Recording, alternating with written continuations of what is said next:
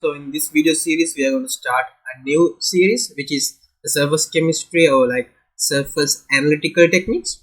The first technique which we are going to talk about is LEDS, which is called low energy electron diffraction.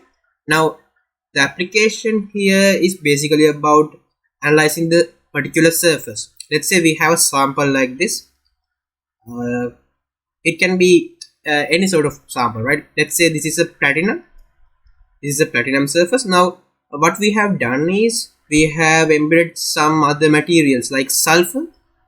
We have embedded some sulfur atoms into our original lead, sorry, not lead, platinum material. Now what we want to do is we want to see how these sulfur atoms arranged on our surface. For that kind of application, we can straightly use this low energy electron diffraction. We need very low energy electrons for it, like typically below 500 electron volts. We are going to use electron beam, which is around this electron volt energy. Electron beam. As you can see, there this energy 500 electron volts is relatively very low, right? So you can't expect an analysis in depth of a material. So basically it will give you the data on the surface but not in the depth. If you want an analysis in a very depth material, like depth layers, few layers below the surface, then you will need to see another technique. There are some techniques which can do this sort of analysis. We will talk about them also in this playlist. For now, let's keep our discussion onto this surface, shall we? Now, for an electron which is coming out of this beam, the wavelength can be given from this expression. The lambda equals h over 2 MeV into the power half.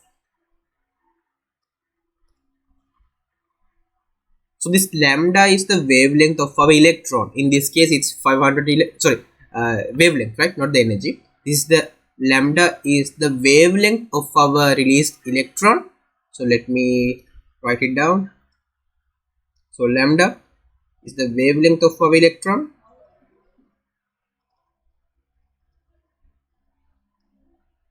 H is the Planck constant. I hope you know it.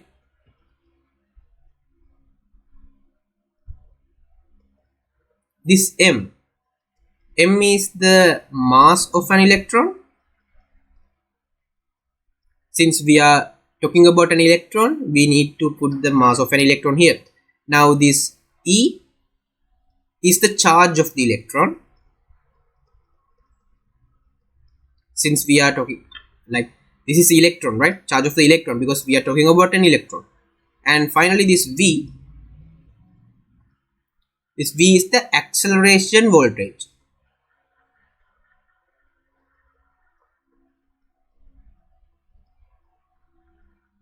Right? You will see what this acceleration voltage means when we talk about the technique, right? When we talk about the principle, you will see what this acceleration voltage is all about. We need this scattering electron to be accelerated in order to get an output. So if we go through with the principle, right, there are few things you need to be identified with. So here, this is the basic structure of your analysis program, analysis process. So here we have the sample. So this is the sample, this one right here, this is the sample. So basically the principle is all about the scattering, right? We are going to send our electron beam through this source. This is the electron beam source. So electrons will come out from this source and it will hit our sample, right? After this impact, some of the electrons will scatter. These scattered electrons, right? These electrons, we will catch them on our detector. This is our detector. This is a fluorescent screen.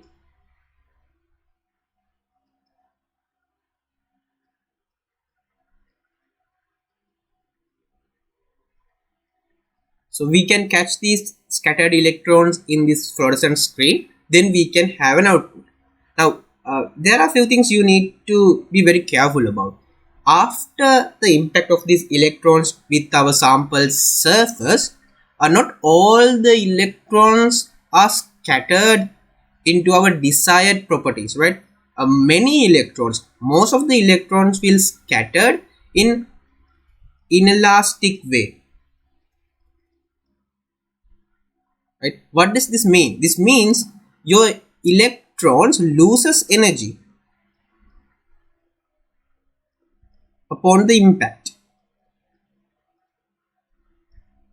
So when your electron does the impact with the surface atoms, it will lose some energy, maybe from the vibrations.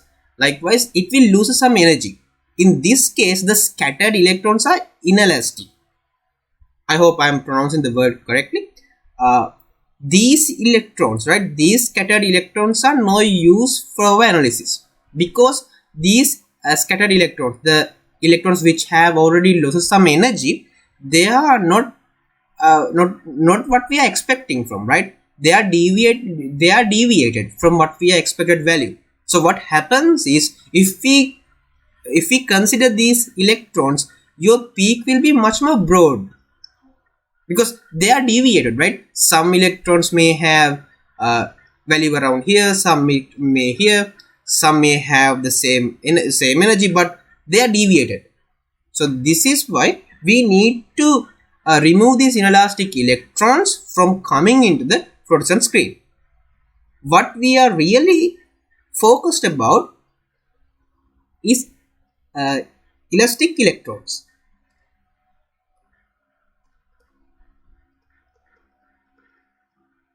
Elastically scattered electrons, right? These are inelastically scattered electrons which will lose energy upon the impact. Elastically scattered electrons, right, they are not losing any energy upon the impact. So the electron, let's say this electron has 5 electron volts of energy, just an assumption, right? This is just an assumption.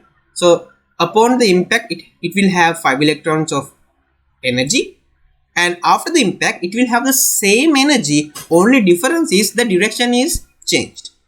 At first it's going on this direction, and now after the impact it will go on the opposite direction. So the scattered electron does not change its energy upon the impact. These are very important. These are the electrons which we need for our analysis. So these elastically scattered electrons, we need these electrons to come and hit our fluorescent screen, so we can catch them and we will use them for our analysis. Now to filter these electrons, we have several grids. This first grid, this is the grid number 1. This is basically at the same voltage as our sample. No, not voltage, sorry, in the same potential as our sample. This is the grid number 1. The blue color grid here, this one, this is the second grid. So basically this second grid will remove these inelastically scattered electrons. So this grid has a negative potential,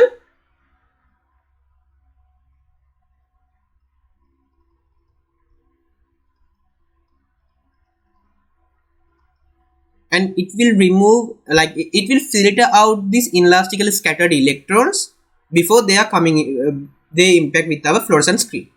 Finally the grid 3, this red one,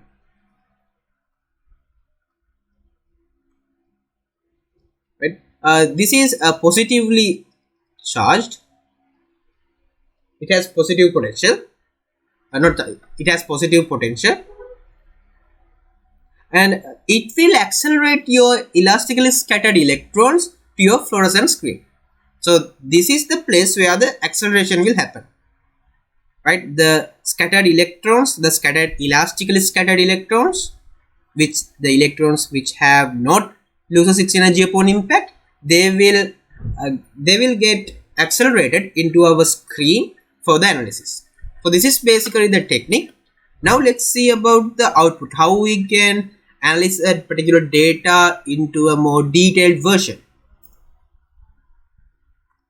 Okay, here we have few examples, right? So if you remember our initial example here, which I have told you that we have a lead. So let me take color here. Here we have a lead surface, and we are going to put some sulfur atoms, right? We are going to put some sulfur atoms onto our surface, then see how these sulfur atoms are arranged on our surface. That's what our intention, right? That's what our need. So in order to analyze the sulfur atoms positions, we use low energy electron diffraction. So in here you will see a few patterns, right? So these dots are represented by lead. Sorry, not lead, platinum. These are platinum atoms. These circles are sulfur atoms. Okay, so when it comes to these low energy electron diffraction techniques, we are going to use the Wood's notation.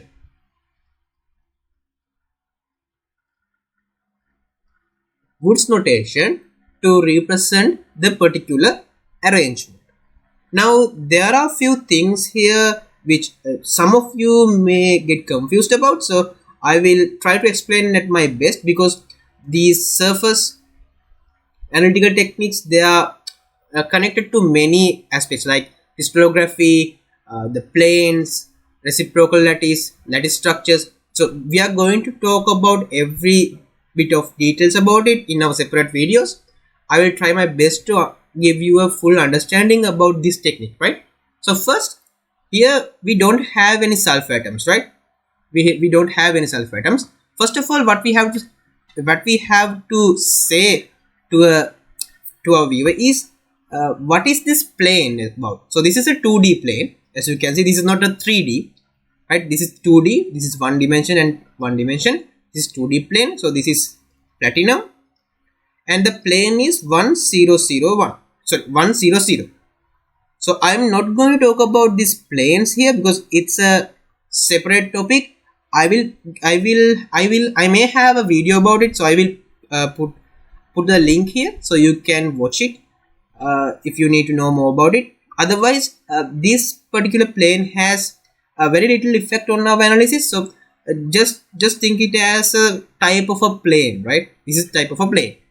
So in our separate video, I have explained about what is this 1 means, 00, what are these means. So for now, just hang on with me. So here we have platinum plane. This is our plane, right? So the platinum atoms arrangement here, right? This arrangement is 1 by 1. Here you can see 1 unit and 1 unit. So if you draw the smallest cell, here, it's 1 by 1 cell, right? It's a 1 by 1 cell. So now just look at this one. Take this atom here. I have taken this atom separately. So if you clearly look at it, you will see that this atom is in between 4 cells right here. This is the first cell, second cell, third cell, fourth cell. So basically this atom is divided into 4 parts, and each of these parts are contributed into 1 cell. Now let's take only 1 cell here. So let's forget about all the other cells. Let's forget about these cells and look at this first cell. How many atoms do this cell really have? It's not 4 atoms, because each and every atom here has 4 parts, and each of the parts contribute to different cells. So when you look at this cell, one part will be contributed from this atom, other part will be contributed from this atom, another part will be contributed from this atom, another part will be contributed from this atom, total parts is 4. Total 4 parts will be contributed to this cell. So total 4 parts mean these parts. 4 parts like this, which means 1 atom, right? When you assemble these 4 parts into one, it becomes a 1 atom. So this one cell contains only 1 atom, right? It's not 4 atom, because each and every atom has to contribute for 4 cells. So it has to segment its volume and give it to each cell. So this one cell, right? This one cell, yes, it has 4 atoms, but the contribution is different. Each and every atom here contributes only 1/4 of its part. So total of 4 atoms are there. Each and every atom contributes 1/4 of its contribution. So there are 4 parts. So total is 1. So this one cell has 1 atoms inside. So when a particular cell, when you draw the lowest possible cell in your pattern, if it gives you 1 atom, right? If it gives you 1 atom, we call that as primitive cell. We call it as primitive cell. Now this is a primitive cell. For platinum, this is a primitive cell. So we can denote it like this. Primitive 1 by 1 cell. 1 by 1 cell. This is for the platinum, right? This is for the platinum. So you can see that each and every pattern here, for platinum we have primitive 1 by 1 cell. Yeah, these dots are represented by platinum, right? So every dot contains primitive 1 by 1 cell.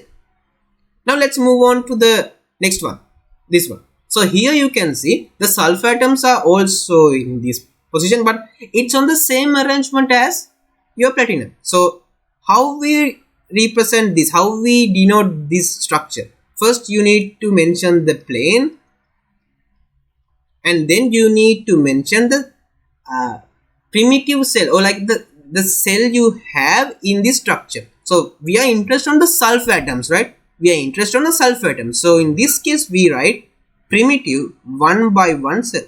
Why? Because you look at this, these circles are represented by sulfur. So this is the lowest possible cell that I can arrange. It has 1 atoms, right? 4 atoms, no? 4 atoms, each contributes 1/4. So there are 4. So it's 1. So it is a primitive cell. Lengths are 1 unit, 1 unit. So 1 by 1. Look at here. This is a little bit different. So first what we have to do is we have to write the plane. Now look at the sulfur atoms. So I'm going to write this as sulfur, because this is sulfur which we are referring to. Now look at the sulfur atoms here. Now you may see that there's an atom inside the cell, right? Sorry, there's an atom inside the cell, but you don't have to count it because it's not in sulfur. We are interested in the sulfur. We have formed our cell for the sulfur. There are no sulfur atoms inside the cell, so you do not have to worry about it. So in this case there are 4 sulfur atoms, which means 1/4/4, which means 1. So this is a primitive cell. The lengths are basically 1 by 1. Here it's 1 by 1. It's 1 by 1 primitive cell for sulfur. Okay, how about this? This is again a little bit different.